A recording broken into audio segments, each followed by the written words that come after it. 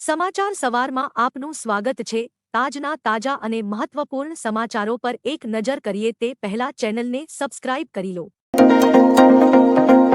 એક સાથે વરસાદની 5 સિસ્ટમ થઈ સક્રિય। રાજ્યમાં અતિભારે વરસાદની આગાહી। હવામાન વિભાગે રાજ્યમાં ભારે વરસાદની આગાહી કરી છે। હાલ રાજ્યમાં એક સાથે 5 વરસાદી સિસ્ટમ સક્રિય થઈ છે, જે કારણે 19 ઓગસ્ટ સુધી ભારેથી અતિભારે વરસાદ થાય તેવી શક્યતા છે। હવામાન વિભાગ દ્વારા કરવામાં આવી છે 4 વરસાદની સિસ્ટમ સક્રિય છે તો 5મી વરસાદની સિસ્ટમ સક્રિય થઈ રહી છે। રાજ્યમાં ઘણા જિલ્લામાં વરસાદના કારણે એલર્ટ આપવામાં આવ્યું છે।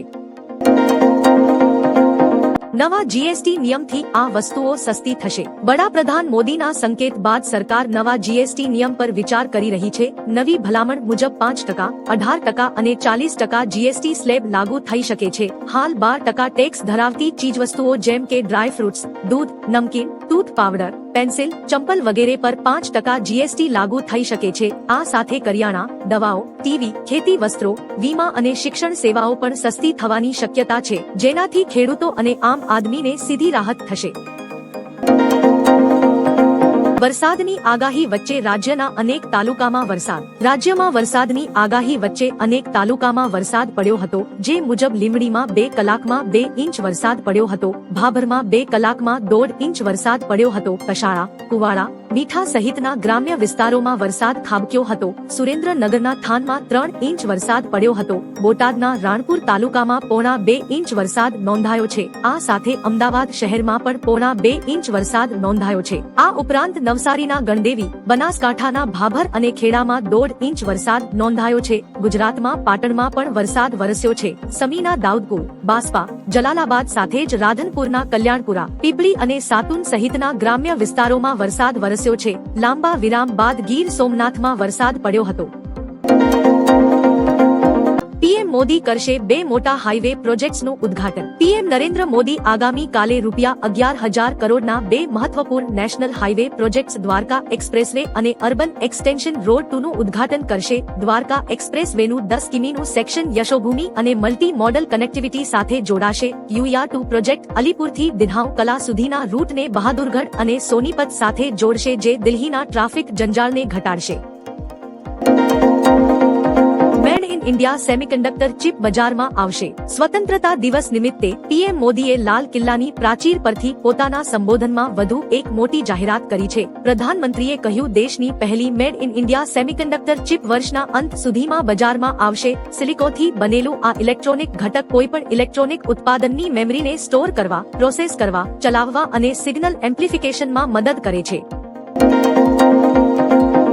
અમદાવાદમાં કડાકા ભડાકા સાથે વરસાદ પડતા અનેક વિસ્તારોમાં પાણી ભરાયા। અમદાવાદ શહેરમાં કડાકા ભડાકા સાથે વરસાદ પડ્યો હતો। Naroda, Nobalnagar, airport road, Kubernagar, Memco, Saijpur, Nikol, SP ring road અને નાના ચિલોડા સહિતના વિસ્તારોમાં ધોધમાર વરસાદ પડ્યો। અમદાવાદના સિંધુભવન રોડ પર પાણી ભરાયા હતા। આ સિવાય અમદાવાદ પોશ વિસ્તારોમાં પાણી ભરાયા હતા તો ઓઢવ પણ જળમગ્ન બન્યું હતું। શહેરના પશ્ચિમ વિસ્તાર જેવા કે વાડજ, ઇન્કમટેક્સ, નારણપુરા, નિર્ણયનગર અને અખબારનગર સહિતના વિસ્તારોમાં પણ મધ્યમ વરસાદ નોંધાયો હતો।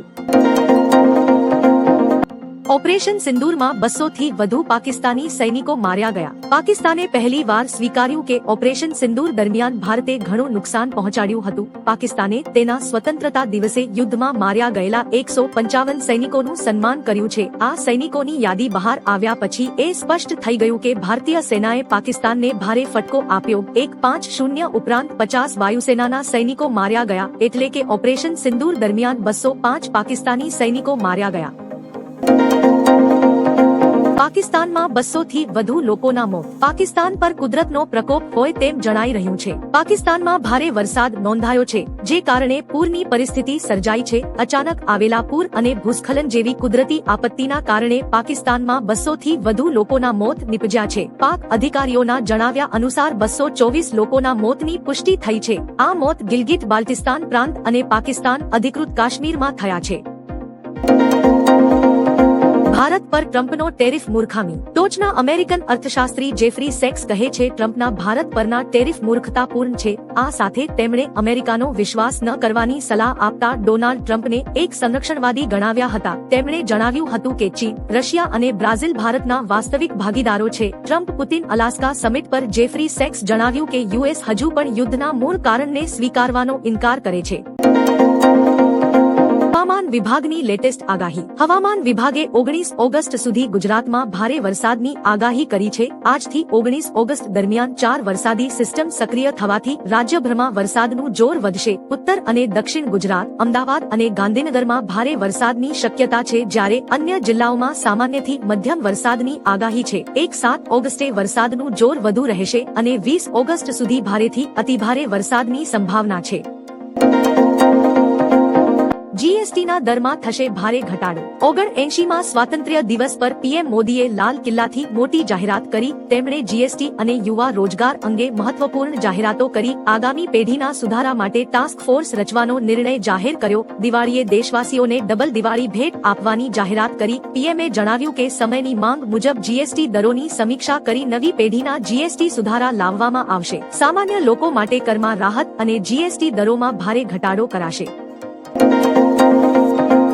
રાજ્યમાં ગઈકાલે અનેક જિલ્લામાં વરસાદની આગાહી વચ્ચે નવસારી શહેર અને જિલ્લામાં લાંબા વિરામ બાદ વહેલી સવારથી વરસાદી માહોલ સર્જાયો હતો. હવામાન વિભાગની આગાહી મુજબ જૂનાથાણા, ડેપો સ્ટેશન રોડ સહિતના વિસ્તારોમાં ભારે પવન સાથે વરસાદ શરૂ થયો હતો, જેનાથી રસ્તાઓ પર પાણી ભરાયા હતા. અમરેલી જિલ્લામાં ફરી મેઘરાજાની મહેર થઈ છે. ધારી, ખાંભા અને સાવરકુંડલા સહિતના વિસ્તારોમાં થયેલા ધોધમાર વરસાદથી ખેડૂતોમાં ખુશીની લહેર છવાઈ ગઈ છે. ધારી, ગઢિયા, નાગધરા અને માધુપુર જેવા ગામોમાં પણ ભારે વરસાદ નોંધાયો છે. અરવલ્લી જિલ્લાના મેઘરજમાં ધોધમાર વરસાદ નોંધાયો છે. મેઘરજમાં અડધા કલાકમાં 1.25 ઇંચ કરતા વધુ વરસાદ નોંધાયો છે. ગીર સોમનાથ, અમરેલી, જૂનાગઢ, રાજકોટ, કચ્છ અને બનાસકાંઠા સહિતના વિસ્તારોમાં વરસાદથી ધરતી ભીંજાઈ ઉઠી છે. દીવ, ઉના, સાવરકુંડલા અને અકાળામાં ધોધમાર વરસાદ વરસતા ખેડૂતોએ રાહતનો શ્વાસ લીધો છે, તો અમદાવાદના અનેક વિસ્તારોમાં વરસાદ પડ્યો હતો.